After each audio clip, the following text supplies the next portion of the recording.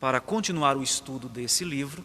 Nós estamos aqui já há alguns meses, acho que já tem meses que a gente está estudando o livro de Provérbios, aqui na escola dominical.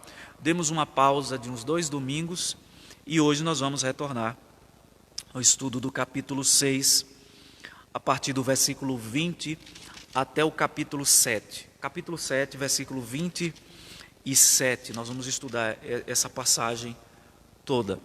E por que nós decidimos estudar o final do capítulo 6 e o capítulo 7 inteiro? Porque o assunto é o mesmo. Então, como a gente está estudando sequencialmente, para a gente não começar aqui hoje, capítulo 6, finalizar, e depois voltar ao capítulo 7, que vai tratar do mesmo assunto, a gente vai pegar essa porção maior do texto da palavra do Senhor. Eu não vou ler o texto agora, nós vamos lendo a partir da exposição, tá? Então a gente, para não fazer, como é uma leitura longa, extensa, para que a gente aproveite melhor o nosso tempo, já que a gente vai ler ao longo da exposição, nós não vamos ler agora no início. Eu coloquei aqui na página do Facebook da igreja a estrutura do texto, como eu sempre faço, para facilitar o seu acompanhamento. Então, no estudo, no preparo do estudo, eu costumo fazer uma estrutura, porque isso facilita a nossa visualização da passagem e ver como cada uma das partes estão conectadas à outra. Então, você pode dar uma olhada aqui nos comentários abaixo, nas postagens, e você vai perceber que nós temos aí a estrutura do texto, que eu gostaria de passar aqui para vocês. Nós temos 7 pontos. Na verdade, são 5 que fazem parte da estrutura do texto e uma aplicação e aplicações e uma aplicação apontando para Cristo. Então, eu entendo que o primeiro ensino da passagem, aí nós temos uma série de exortações. E como é que nós vamos proceder aqui? Nós vamos fazer ligações entre o capítulo 6 e o capítulo 7.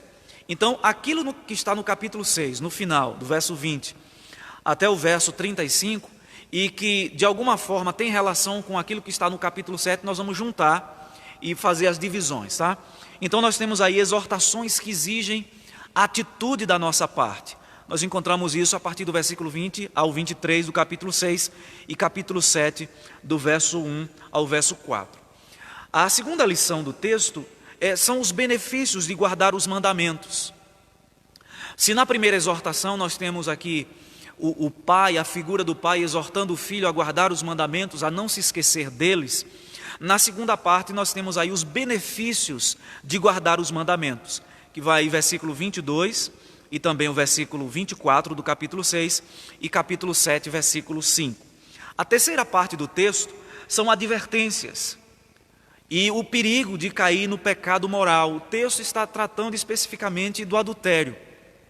Então, o texto, a partir do versículo 25 do capítulo 6, vai nos falar sobre trazer uma advertência, algumas advertências, e nos mostrar o perigo de cair nesse pecado. A quarta lição o sábio Salomão nos conta uma triste história que ilustra o dano do pecado, desse pecado moral, o pecado do adultério. Então ele conta uma história como se ele estivesse presenciando, né, como acontece este pecado. E eu chamo a atenção que Salomão usa 3 histórias que ilustram bem a cegueira do pecado. Ele vai falar do boi indo para o abate, ele vai falar do cervo indo para a rede e da ave que vai de maneira cega para o laço. Assim é aquele que se deixa levar por esse pecado da imoralidade, o pecado do adultério, o pecado moral. A quinta lição é uma repetição. O sábio é como se ele dissesse: eu vou lembrar mais uma vez o que eu já ensinei para vocês, o que eu já disse, então preste atenção nas minhas lições. Vamos então à exposição do texto. Permaneça com a sua Bíblia aberta, continue com a sua Bíblia aberta, para que você possa acompanhar a exposição do texto. Nós estamos vendo aqui na exposição, ao longo da exposição, que no capítulo 5, do capítulo 5 até o capítulo 7, nós temos várias advertências contra pecados morais, ligados especialmente à questão da sexualidade. E nós observamos que todas estas advertências, elas são precedidas de exortações como guarda os mandamentos. Ou seja, antes do sábio Salomão trazer a advertência e os perigos desses pecados, vem sempre uma ordem, um mandamento, no sentido de que a gente deve observar e guardar os mandamentos, ouvir as instruções dos pais, ouvir as instruções do Senhor, para que a gente lá na frente não caia nos pecados que ele normalmente descreve depois destes mandamentos. Então vamos à primeira lição do texto. Exortações que exigem atitude. E a primeira exortação que nós observamos aí é: não abandone, obedeça o mandamento. Olha o que diz o verso 20. Filho meu, guarda o mandamento de teu pai e não deixes a instrução de tua mãe. Guarda o mandamento de teu pai e não deixes a instrução de tua mãe. Normalmente o pecado ele chega nas nossas vidas e nos captura num momento de descuido. Quando nós nos esquecemos ou não estamos atentos aos alertas que recebemos, o pecado está sempre ali na espreita. E todas as vezes que a nossa mente divaga, sempre que nós não estamos atentos às advertências do Senhor, aí o pecado que está ali à porta, ele encontra uma ocasião e entra no nosso coração, nos captura e muitas vezes traz consequências muito sérias para as nossas vidas. Por isso a advertência: guarda os mandamentos. A ideia aqui é: esteja atento, não se esqueça dele jamais. E isso é reforçado, meus irmãos, pelo versículo 21. E também o capítulo 7, versículo 3. Veja o que diz o versículo 21, a parte A. Ata-os perpetuamente ao teu coração. Agora, versículo 3 do capítulo 7, a parte B. Diz assim: escreve-os na tábua do teu coração. Quando o sábio diz aqui que nós devemos atar os mandamentos perpetuamente no nosso coração, a ideia aqui é de que nós devemos nos prender a ele com firmeza. A ideia de atar é de usar uma corda mesmo, um fio, para apertar. E aqui de maneira figurada, é claro, o que o autor quer dizer, o sábio quer nos ensinar, é que nós devemos prender a palavra de Deus no nosso interior, como, pegando aqui a figura de uma corda, como um caminhoneiro quando joga a lona por cima da sua carga, e ele então joga as cordas e puxa e amarra e dá aquele nó de caminhoneiro, que quanto mais o peso, a carga se expande, o nó aperta. Então essa é a ideia que o sábio quer nos trazer aqui. Ou seja, a palavra de Deus deve estar atada no nosso coração, amarrada, devemos nos ligar a ela de maneira constante. Ele diz aí, perpetuamente. E isso só pode ser possível quando nós, pegando aqui as instruções dos pais, quando nós estamos constantemente nos lembrando das boas orientações que recebemos dos nossos pais. Transferindo essa figura aqui para Deus, isso acontece, nós atamos os mandamentos no nosso coração quando nós lemos, meditamos e memorizamos a palavra de Deus de tal forma que ela fica impregnada no nosso coração. E isso é reforçado pelo que diz no verso 3, a parte B do capítulo 7, que diz assim: escreve-os na tábua do teu coração. Significa que a palavra de Deus vai estar impregnada no nosso coração, no nosso ser, as boas instruções que recebemos dos nossos pais, de tal forma que nós não nos esquecemos deles. Esse é o sentido, ou seja, escreve, guarda como se fosse, e de fato é, um grande tesouro. O melhor tesouro que os pais humanos podem dar aos seus filhos são boas instruções, boas orientações, uma boa formação, uma formação do caráter da pessoa. E Deus nos dá isso de maneira graciosa, porque nós temos um tesouro ao nosso dispor, a sua palavra, e por isso nós devemos escrever na tábua do nosso coração, como um registro perpétuo que não sai e que nos blinda contra o pecado. Esse é o sentido, porque o sábio está nos levando para o ponto dele. Qual é o ponto? Tratar o pecado moral. Mas antes de tratar o pecado moral, ele mais uma vez traz uma série de advertências que podem nos blindar contra o pecado. E ele continua. Veja o que diz o verso 21 do capítulo 6, a parte B, e o versículo 3, a parte A, do capítulo 7. Nos diz assim, versículo 21 do capítulo 6. Pendura-os ao pescoço. E aí no capítulo 7, versículo 3, a parte A nos diz, ata-os aos dedos. Qual é o sentido aqui? Pendurar o pescoço, eu pego aqui a citação de um autor, que ele diz, talvez a referência aqui de pendurar os mandamentos de Deus ao pescoço, é de nos fazer olhar para frente. E aqui, como ele vai falar do pecado moral, a ideia é evitar olhar para o lado, olhar para aquilo que tira a nossa atenção.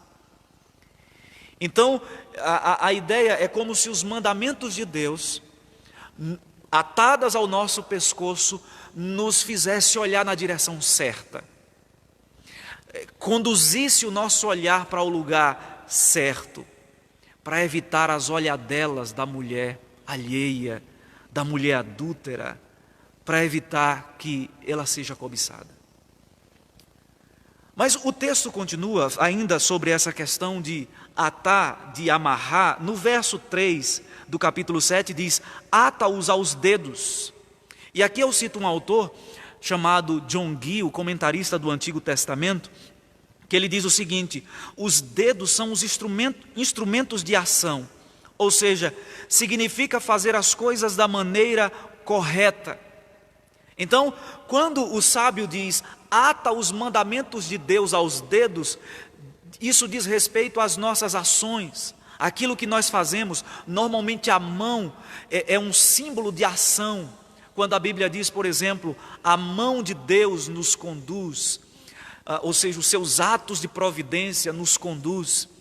Fulano de tal fez com as suas próprias mãos, mesmo que ele não tenha feito literalmente com as mãos, mas aponta para as ações, o nosso procedimento. Então, quando o autor sagrado diz aqui, ata-os aos dedos, significa que as nossas ações,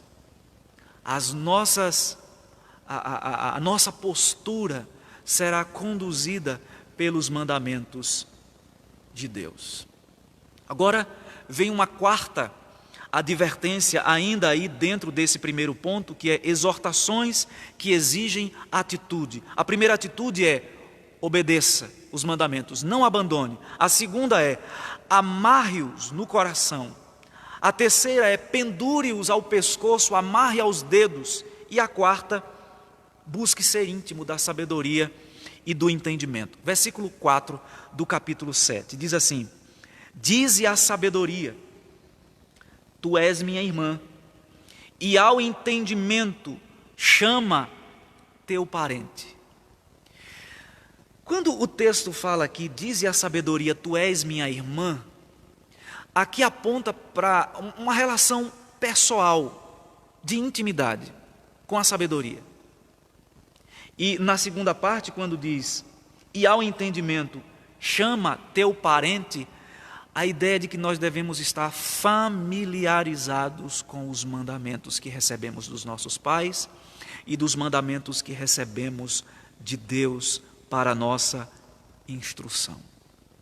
Esteja sempre em contato íntimo com esses mandamentos, tal como alguém é próximo da sua irmã, do seu irmão, de um parente, que você também, meu filho, seja próximo, íntimo da sabedoria e do entendimento, que os mandamentos do Senhor sejam o nosso amigo próximo, que tenhamos essa relação de proximidade.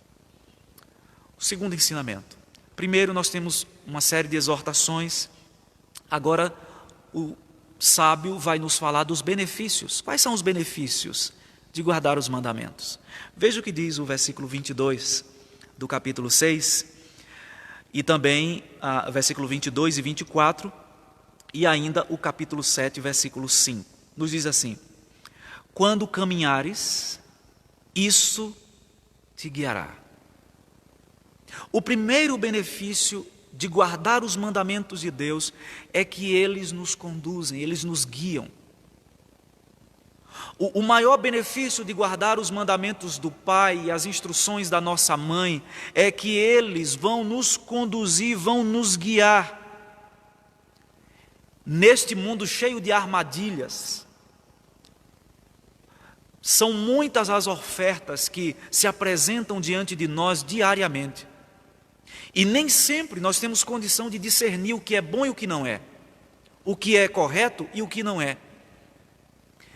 Existem situações que nós lidamos diariamente as quais nós temos dificuldade de tomar decisão. Por onde eu vou? Por onde eu caminho?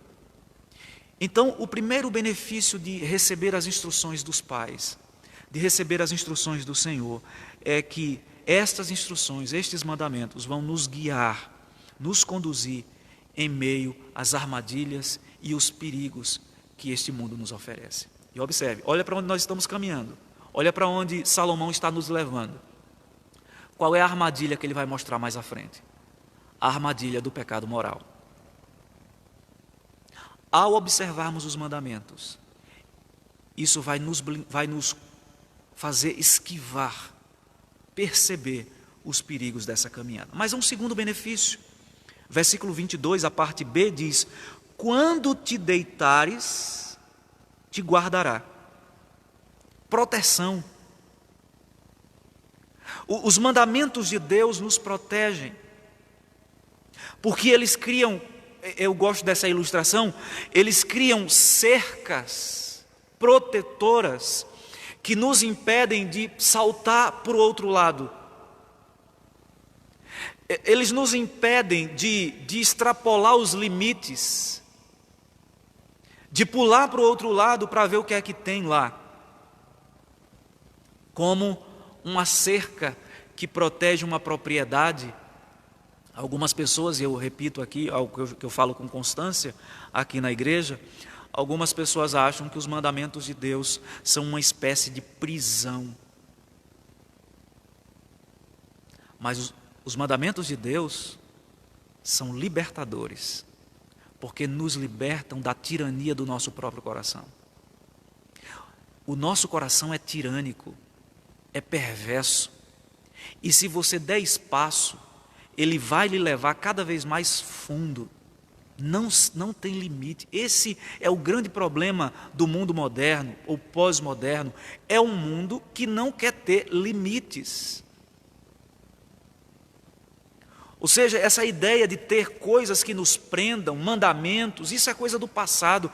Nós precisamos ter liberdade, sem restrição alguma. E isso é perigoso, porque nós nunca estamos livres completamente. Quando nós nos livramos dos mandamentos de Deus, nós caímos debaixo do poder e da tirania do pecado do nosso próprio coração. Então, o salmista diz, o sábio diz, quando te deitares, te guardará. Mas há um terceiro benefício. Olha o que diz o verso 22, o finalzinho do verso 22 do capítulo 6, e também o verso 23. Nos diz assim: quando acordares, falará contigo. Quando caminhares, isso te guiará. Verso 23. Porque o mandamento é lâmpada e a instrução luz, e as repreensões da disciplina são o caminho da vida. Vejam que o salmista diz, o sábio diz que uma terceira bênção, um terceiro benefício de guardar os mandamentos é que eles nos trazem orientação. Quando o texto diz no versículo 22, quando acordares falará contigo, a ideia aqui é de sugerir pensamentos mesmo. Ou seja, ao pular da cama, quando o nosso coração está encharcado por esses mandamentos, os pensamentos que nos vêm à mente são sempre de fazer coisas que glorifiquem a Deus. Ou seja, quando acordares, falará contigo, vai te orientar nas decisões, serão como luz. O verso 23, quando caminhares, isso te guiará. Porque o mandamento é lâmpada, e a instrução luz, e as repreensões da disciplina são o caminho da vida. O salmista no Salmo 119, 105, nos diz a respeito da lei de Deus. Os mandamentos do Senhor são lâmpada para os meus pés, é a tua palavra, e luz para os meus caminhos. Lâmpada para os meus pés é a tua palavra, e luz para os meus caminhos. O quarto benefício está no verso 24 e também no verso 5 do capítulo 7, que nos dizem assim: para te guardarem da vil mulher e das lisonjas da mulher alheia. Versículo 24 do capítulo 6. Agora, versículo 5 do capítulo 7. Para te guardarem da mulher alheia, da estranha que lisonjeia com palavras. Meus irmãos, aqui nesses versos, Salomão nos mostra onde a sabedoria de Deus pode nos conduzir e onde ela é útil para nós. São úteis para nos afastar do pecado, daquilo que estamos proibidos de fazer. É assim que acontece também nas relações paternal-filial. Quando o pai e a mãe dizem ao filho, não vá por aqui, é porque ele quer afastar o filho do mau caminho, de más influências, de más companhias. Os mandamentos de Deus servem para nos afastar do pecado também. Agora nós temos a terceira lição do texto. E aí tem uma porção maior do verso 25 até o verso 35. E em primeiro lugar, Salomão vai nos mostrar aqui que tudo começa no coração. O pecado moral começa no coração. Olha o que ele diz. Versículo 25 do capítulo 6. Não cobices no teu coração a sua formosura. A formosura de quem? Da mulher que ele falou no versículo 24, a mulher alheia. Não cobices no teu coração a sua formosura, nem te deixes prender com as suas olhadelas. O ensino aqui é claro. Não deixe que ela te capture com os olhos, de modo a ser tentado e a cobiçar por conta da sua beleza. Não deixe que o seu coração seja capturado pelos seus olhares. Não prenda muito os seus olhos no pecado. Não fixe.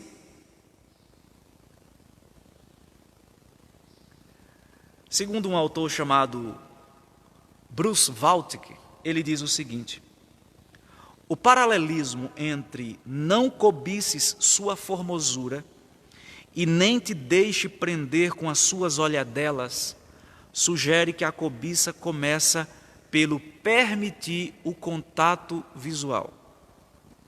O desejo entra em seu coração, através do estímulo visual, suscitado por sua formosura. Eu vou ler novamente a frase dele. O paralelismo, ou seja, a comparação,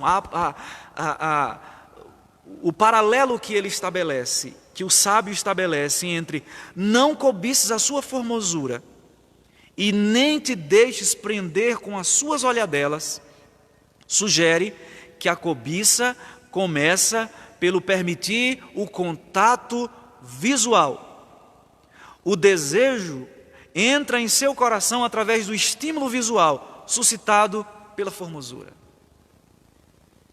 O servo do Senhor Tiago, no capítulo 1, 14 a 16 da sua carta, nos diz: cada um é tentado pela sua própria cobiça, quando esta o atrai e o seduz. Então a cobiça, depois de haver concebido o pecado, dá à luz o pecado. E o pecado, uma vez consumado, gera a morte. Olha que coisa interessante, porque o pensamento de Tiago é um reflexo daquilo que Salomão tinha dito lá atrás. Cada um é tentado pela própria cobiça. E aí o texto diz, quando esta o atrai e o seduz. Então, a cobiça, depois de haver concebido, concebe e dá à luz o pecado. A cobiça engravida-se do pecado e depois dá à luz. E o pecado, uma vez consumado, gera a morte. Observe que esse é um padrão que nós encontramos desde Gênesis. Satanás atraiu Eva primeiramente pelo olhar para o fruto. O texto diz, viu a mulher que o fruto era desejável para se comer e tomou e comeu. Ela prendeu o olhar o tempo suficiente para que em seu coração gerasse a cobiça pelo fruto, e ela foi e comeu. É isso que nós chamamos de livre-arbítrio. Porque Eva poderia comer ou não, ela tinha essa liberdade. Ela tinha o livre-arbítrio. O arbítrio era livre. Hoje nós não temos esse livre-arbítrio, porque o pecado já tomou conta do nosso coração, que se os mandamentos de Deus não estiverem presos a Ele, atados a Ele, nós não temos a mínima chance contra o pecado. A mínima chance. Agora, Salomão, ele mostra primeiramente que tudo começa no coração, versículo 25, não cobices no teu coração, mas olha o que ele diz no versículo 26, e até o verso 31, ele vai nos mostrar que esse pecado é muito perigoso, é como se você estivesse mexendo com fogo. E aí eu coloquei aqui para a nossa memorização, para facilitar a memorização, quem mexe com fogo se queima. Porque olha o versículo 26, ele diz assim, a questão do fogo vai ficar mais claro a partir do verso 27. Ele diz no verso 26, por uma prostituta o máximo que se paga é um pedaço de pão, mas a adúltera anda à caça de vida preciosa. E aí eu cito aqui um autor que ele diz o seguinte, talvez a melhor interpretação desse verso seja o contraste entre o preço de uma prostituta, que oferece prazer em troca de pagamento, com o preço que o adultério traz para a pessoa. É muito mais alto. O valor é incomparavelmente maior. E ele diz que por uma prostituta o máximo que se paga é um pedaço de pão. Mas a adúltera anda à caça de vida preciosa. Este é o preço mais elevado. O custo é muito alto, porque envolve quebra de votos, danos ao outro, destruição do lar em alguns casos. E aí os versos 27 a 29 ele diz assim, tomará alguém fogo no seio sem que as suas vestes se incendeiem? Ou andará alguém sobre brasas, sem que se queimem os seus pés? Assim será com o que se chegar à mulher do seu próximo, não ficará sem castigo todo aquele que a tocar. Meus irmãos, aqui nos versos 27 e 28, Salomão usa duas ilustrações com o fogo, que mostram a ligação entre o ato de adultério e as consequências na esfera moral, que está no verso 29. Ou seja, não ficará sem castigo. Qual é o ponto aqui? Você já viu alguém pisar em brasas e não se queimar? Já viu alguém que queima a sua roupa e não queimar a sua própria pele? Ele faz duas perguntas retóricas. Num primeiro momento, as suas perguntas são no sentido de nos fazer refletir sobre algo que é óbvio. Ninguém pisa em brasas descalço e sai ileso. Ninguém queima as suas vestes, incendeia as suas vestes, sem que a sua pele, o seu corpo também seja queimado, seja prejudicado. E o ponto aqui é, assim como não é possível pisar descalço numa brasa no fogo e não se queimar, é impossível que alguém se chegue à mulher do seu próximo e fique sem castigo.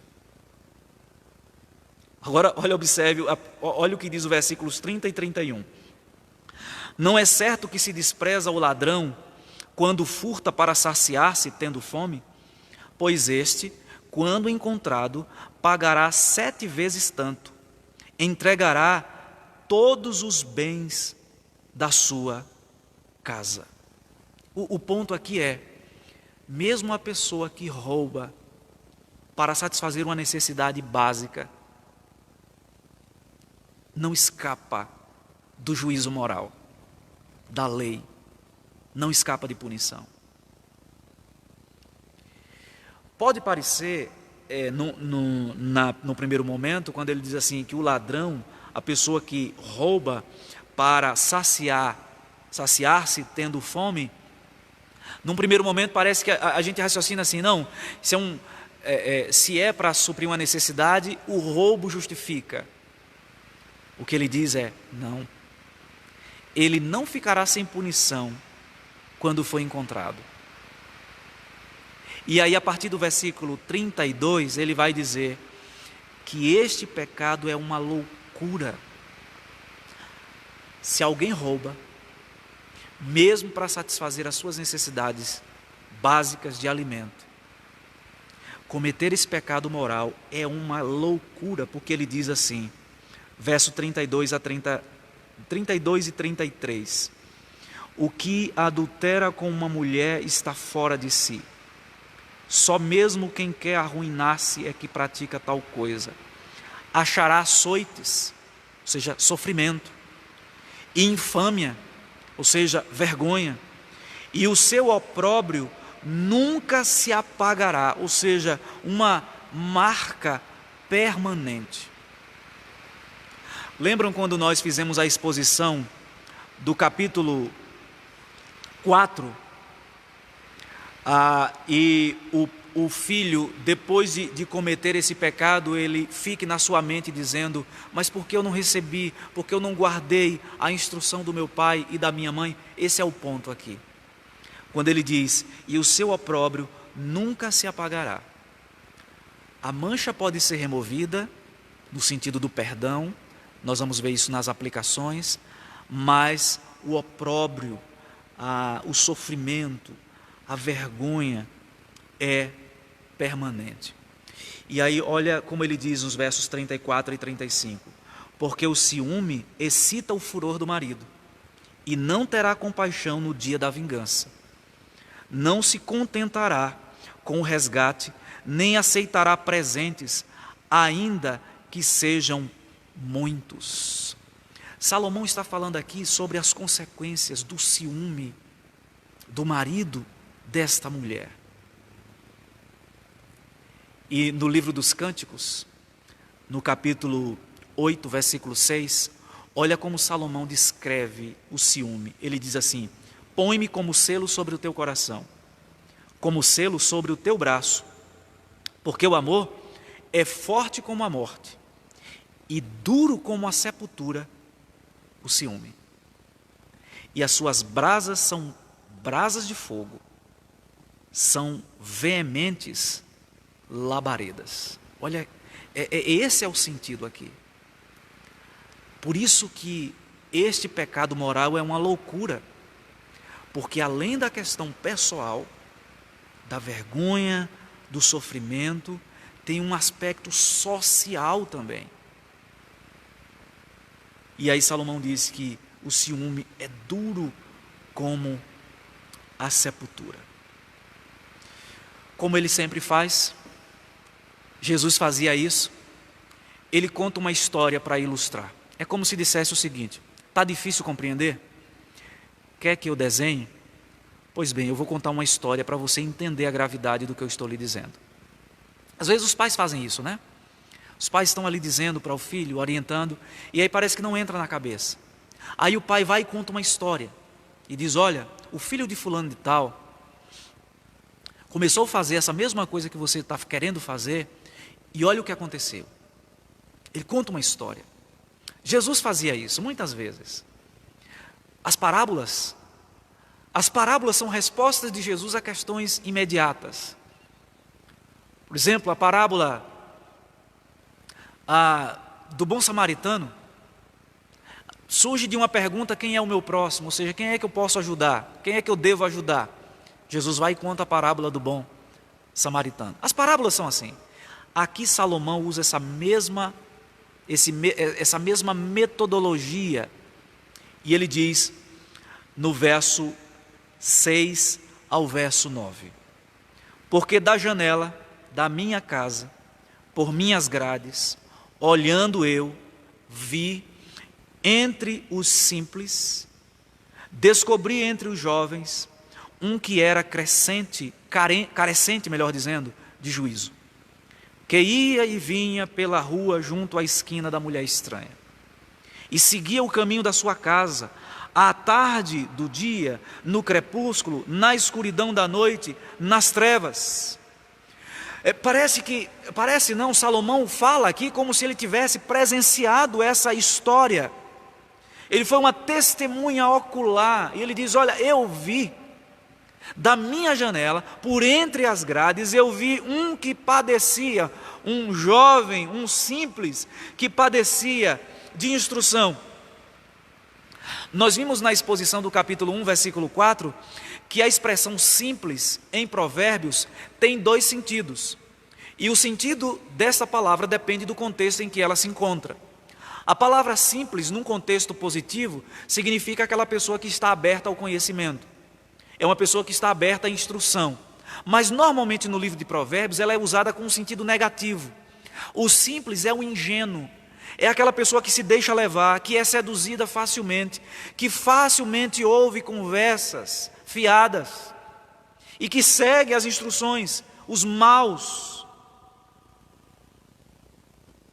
Então, Salomão diz que ele viu da sua janela, entre as grades da janela, ele viu esse jovem simples, que carecia de juízo. E aí eu coloco aí na nossa estrutura: o menino sem juízo. Cria juízo, menino. Salomão disse que ele era carecente de juízo, de tino. E ele, nós vamos ver mais à frente, que por conta da sua inexperiência ou falta de percepção, de não ter guardado as instruções do pai, ele cai facilmente nos encantos do pecado. O que Salomão fala aqui, dos versos 6 a 9, desse menino sem juízo, pode ser ilustrado com a história de Gênesis, quando Eva não percebeu a sutileza de Satanás. e ingenuamente caiu nas suas palavras, seguiu as suas palavras e depois já era tarde. Esse jovem era carente de instrução, de juízo. A partir do versículo 10 do capítulo 7, Salomão vai nos mostrar o que ele já nos mostrou anteriormente, que o pecado sempre se apresenta com uma face bonita. Ele nunca se apresenta com a sua verdadeira face. A Bíblia diz que o diabo é assim, ele muitas vezes se apresenta como anjo de luz. O pecado sempre se apresenta a nós de maneira atraente. O texto diz assim: eis que a mulher lhe sai ao encontro. Ao encontro de quem? Desse jovem, desse simples que está caminhando para lá e para cá, que carece de juízo. Lhe sai ao encontro com vestes de prostituta e astuta de coração. É apaixonada e inquieta, cujos pés não param em casa. Ora está nas ruas, ora nas praças, espreitando por todos os cantos. Aproximou-se dele e o beijou, e de cara impudente lhe diz: sacrifícios pacíficos tinha eu de oferecer. Paguei hoje os meus votos. Por isso, saí ao teu encontro a buscar-te e te achei. Já cobri de colchas a minha cama e de linho fino do Egito, de várias cores. Já perfumei o meu leito com mirra, aloés e cinamomo. Vem, embriaguemo-nos com as delícias do amor até pela manhã. Gozemos, amores, porque o meu marido não está em casa, saiu de viagem para longe, levou consigo um saquetel de dinheiro, um saco de dinheiro. Só por volta da lua cheia ele tornará para casa. Agora olha o que diz o finalzinho, o verso 21. Seduziu com as suas muitas palavras, com as lisonjas dos seus lábios o arrastou. A lisonja é o elogio com o intento de capturar.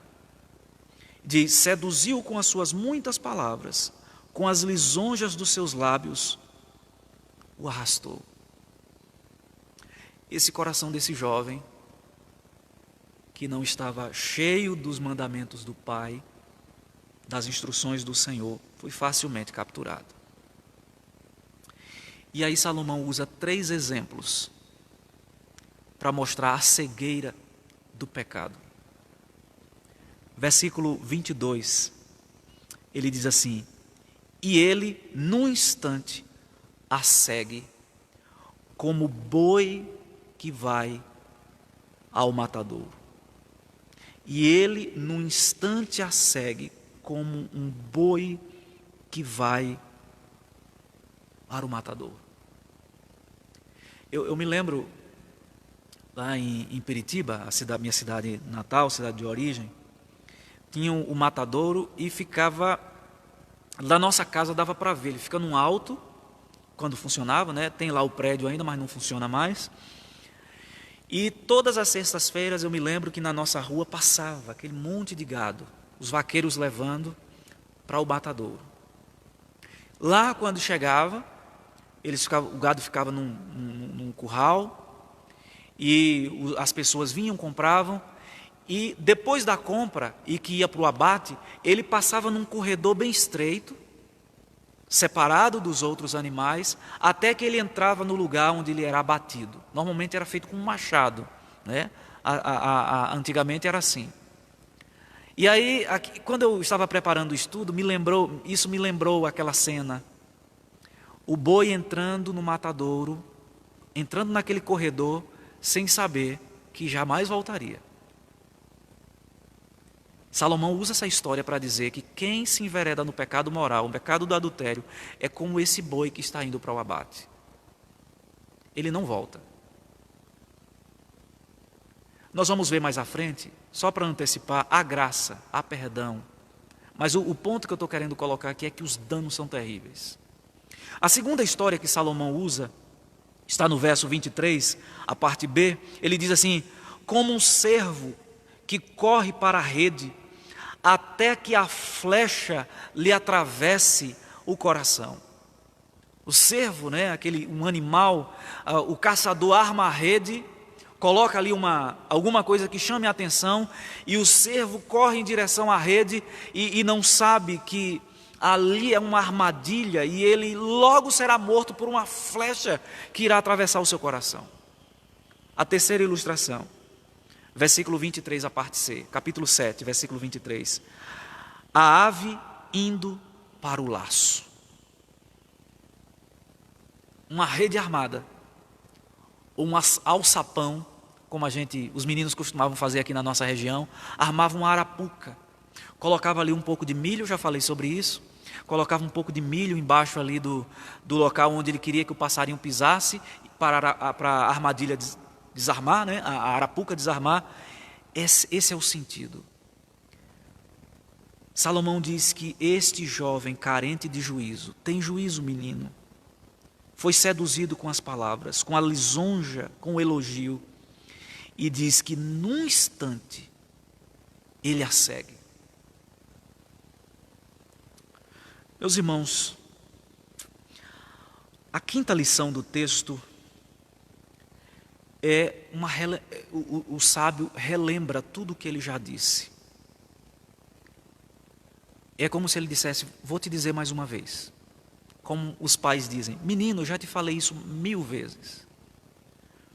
O sábio diz no versículo 24, capítulo 7, versículo 24: agora, pois, filho meu, dá-me ouvidos e sê atento às palavras da minha boca. Ouça, siga. Esse é o sentido do versículo 24. Dá ouvidos e atenta às palavras da minha boca. Eu vou repetir de novo. Ouça e siga as minhas palavras. É como se ele dissesse: eu não estou brincando. Essas histórias que eu te contei, do boi indo para o abate, do cervo indo para a rede e da ave indo em direção ao laço, são ilustrações que mostram que isso pode acontecer com o ser humano também, quando ele é iludido pelo pecado. Portanto, ouça. A segunda coisa que Salomão relembra a este jovem está aí nos versos 25 ao verso 27. Ele diz assim: não se desvie o teu coração para os caminhos dela, e não andes perdido nas suas veredas, porque a muitos feriu e derribou, e são muitos os que por ela foram mortos. A sua casa é caminho para a sepultura, e desce para as câmaras da mulher. Meus irmãos, Salomão usa muito a figura da mulher, mas é preciso a gente reforçar aqui que isso aqui se aplica a qualquer situação. Talvez a figura, ele usa aqui a figura da mulher, talvez por um entendimento que se tem que os homens em geral, eles vão muito pelo que veem, dizem, e as mulheres pelo que ouvem.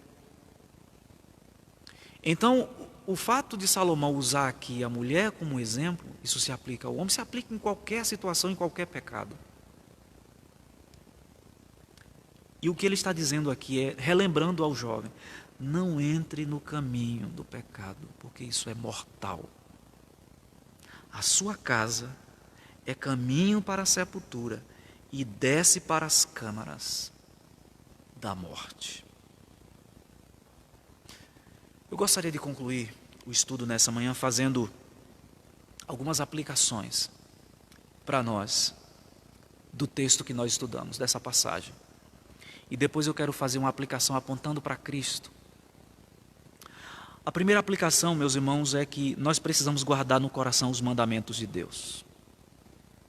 Nós precisamos guardar no nosso coração, abastecer o nosso coração com os mandamentos de Deus. Os filhos precisam ouvir as instruções dos pais, os alertas, as advertências. E aí, em relação a isso, eu pergunto para você: com que frequência você tem lido e meditado na palavra de Deus? O que é que tem enchido a sua mente? Do que é que o seu coração está cheio? Essa é uma pergunta importante que você somente pode responder. E responda com muita sinceridade, Com que frequência eu tenho me voltado para a palavra do Senhor, para os mandamentos de Deus? Com que frequência eu tenho atendido, eu tenho ouvido as instruções dos meus pais, daquelas pessoas que Deus colocou sobre mim como autoridade? Nós interpretamos a palavra pai e mãe no livro de Provérbios, que é uma interpretação que os nossos símbolos de fé, os catecismos de Westminster, dão o quinto mandamento. Pai e mãe significam os nossos pais biológicos de criação, mas todas aquelas pessoas que Deus colocou sobre nós com autoridade, com mais dons para nos instruírem. E a pergunta é: você tem guardado os mandamentos no coração? Essa é a primeira aplicação.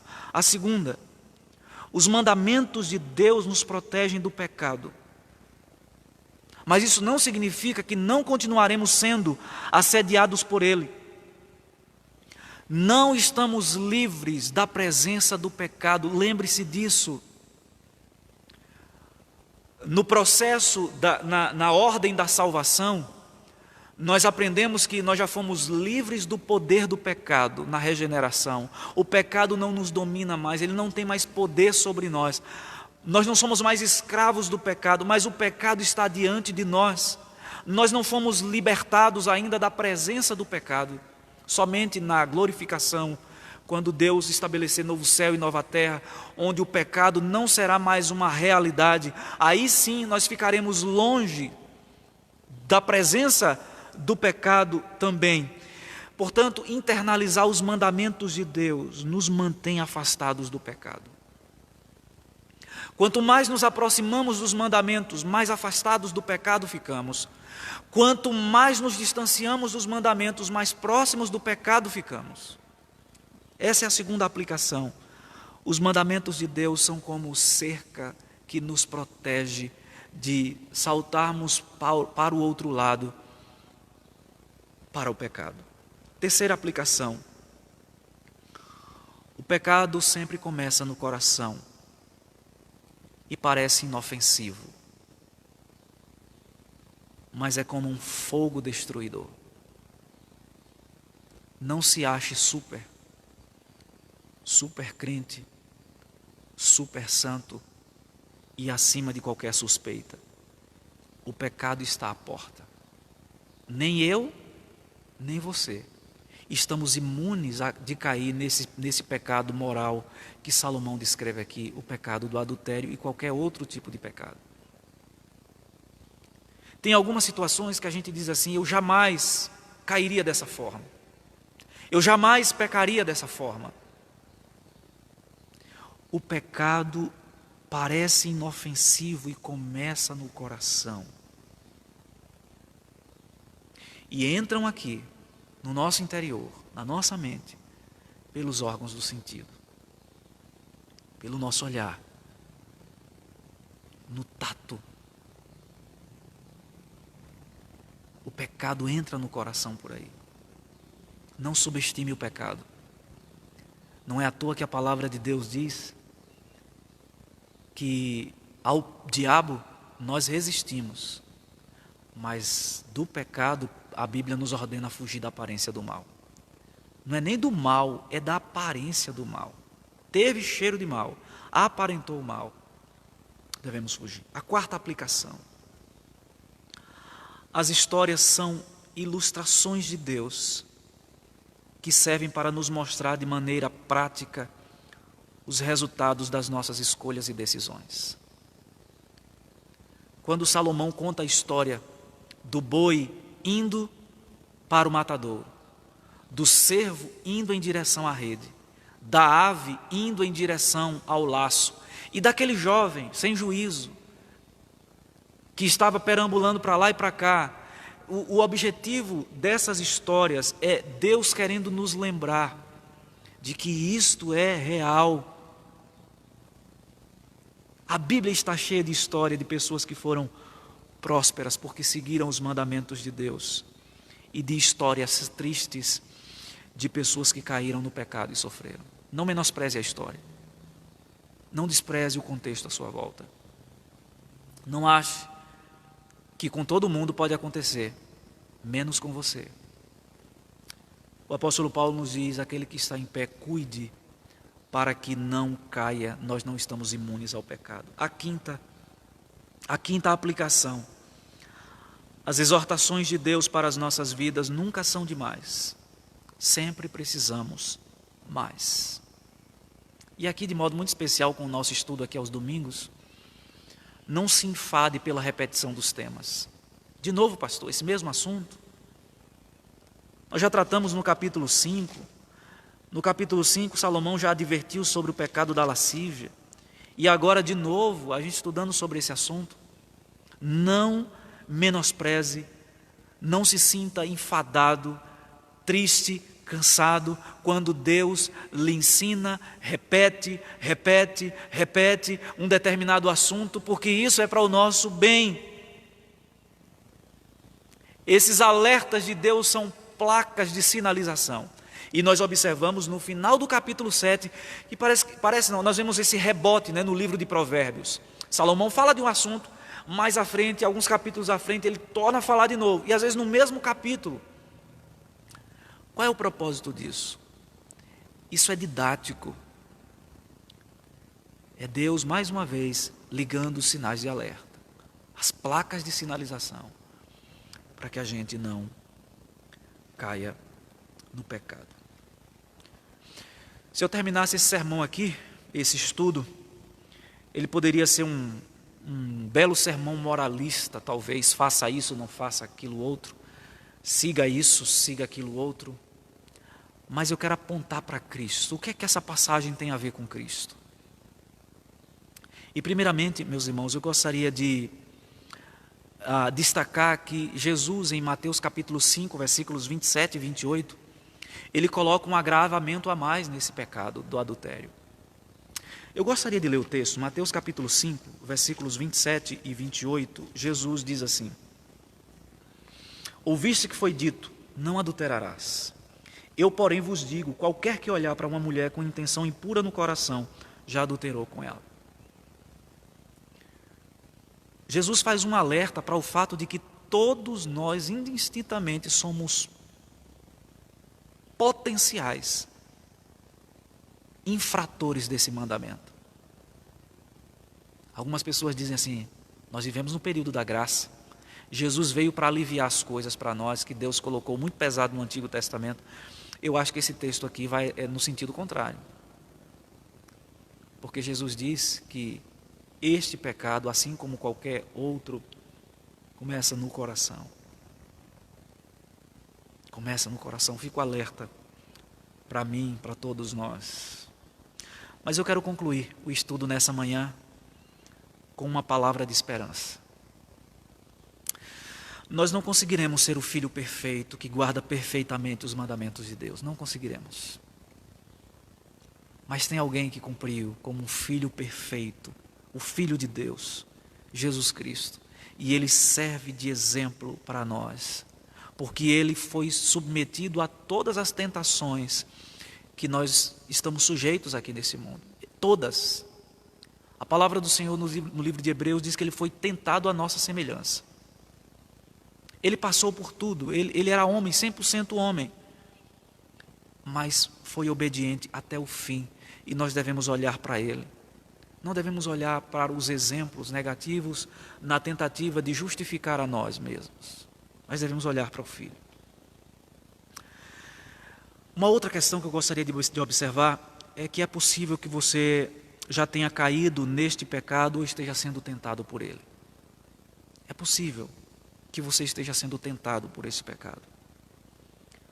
O apóstolo João nos afirma: filhinhos meus, estas coisas vos escrevo para que não pequeis.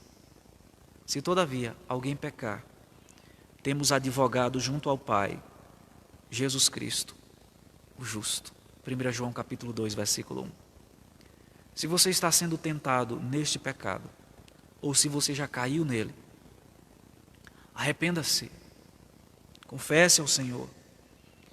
E a palavra do Senhor nos diz que se confessarmos os nossos pecados, Ele é fiel e justo para nos perdoar os pecados e nos purificar de toda injustiça. É possível encontrar o perdão em Cristo Jesus.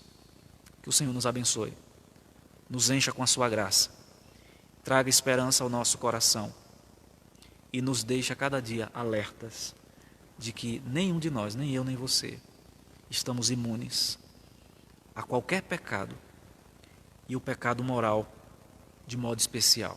Vamos orar nesse instante.